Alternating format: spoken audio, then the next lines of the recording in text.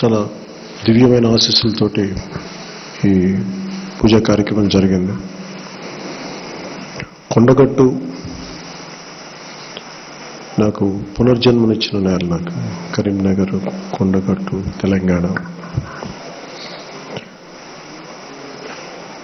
నాకు చెప్తా వచ్చాను, చాలామందికి ఎందుకు నేను పునర్జన్మనిచ్చిన నేల అంటానో, గతంలో మనం అప్పటి రాజకీయ ప్రస్థానంలో మేమందరం యూత్ వింగ్లో ఉన్నప్పుడు మహేందర్, శంకర్, రాజలింగం, మిగతా అందరూ, దామోదర్, మేమందరం ఉన్నప్పుడు కరెక్ట్గా ఎలక్షన్స్ ఒక 2-3 నెలలు ఉందనగా, 2 నెలలు ఉందనగానే నా ఇంటి ముందుకు ఒక ఆయన వస్తూ ఉన్నారు. తిరుగుతూ ఉంటే ఆయన అడిగే, ఎవరైనా ఎందుకు వస్తున్నారు, నాతో మాట్లాడాలి సార్ రమ్మని చెప్పి. లోపల రమ్మంటే ఆయన అంటాడు, మీకు ప్రాణగండం ఉంది, మీకు ప్రాణం కోల్పోతారు మీరు అన్నాడు. నాకు బేసిక్గా ఏముంటుందంటే, ప్రాణం పోకడ రెండు మనకు తెలియదు.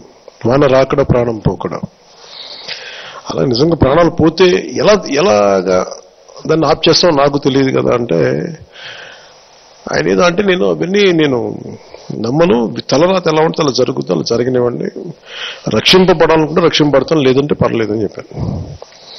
సో అప్పుడు మన క్యాంపెయిన్ ప్రకారం నేను కరీంనగర్ వచ్చి క్యాంపెయిన్ చేసి దాంట్లో భాగంగా కొండగట్టు, మా ఇంటి వెళ్ళిపోయిన కొండగట్టు ఆంజనేయుని దర్శించుకొని బయటకు వస్తూ అక్కడ మన ఒక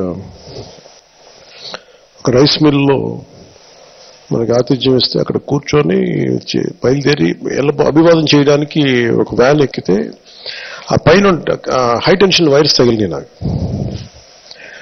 నాకు తగిలి ఈ జుట్టు చాలా వరకు కాలిపోయింది, లోపల స్కాల్ప్ కాలిపోయింది. మిగతా కింద ఉన్న వాళ్ళందరికీ ఏదో అందరూ అరిచారు, నాకేం అవ్వలేదన్నాను, కూలిపోయాను. ఒక 20 నిమిషాలు, అరగంట వరకు నాకేం అర్థం కాలేదు నేను ఎక్కడున్నాను ఏంటి అనేది. సో నాకు ఆ రోజు నుంచి మన తెలంగాణ నేల కానీ కొండగట్టు ఆంజనేయ ఆశీస్సులతోటి నాకు పునర్జన్మనిచ్చింది. నా నేలపల్లి తెలంగాణ అనేది ఆంజనేయుడి ఆశీస్సులు అనేది నేను గుండె లోతు నుంచి నేను నమ్మిన. అసలు రాజకీయ ప్రస్థానం మొదలుపెట్టిందే తెలంగాణ నేలలో మొదలుపెట్టాను. ఈ రోజుకి భీమరావు బాడ ఎందుకు మాట్లాడతానంటే, యూత్ వింగ్ ఇన్ఛార్జ్ తీసుకోగానే నాకు వచ్చిన మొదటి సమస్య ఇల్లు కూల్చేశారు. గత 8 దశాబ్దాలుగా ఉంటే ఇల్లు కూల్చేశారు. మేము అప్పుడున్న వైఎస్ రాజశేఖర రెడ్డి గారి ప్రభుత్వాన్ని కొంచెం బలంగా నిలదీయటం జరిగింది.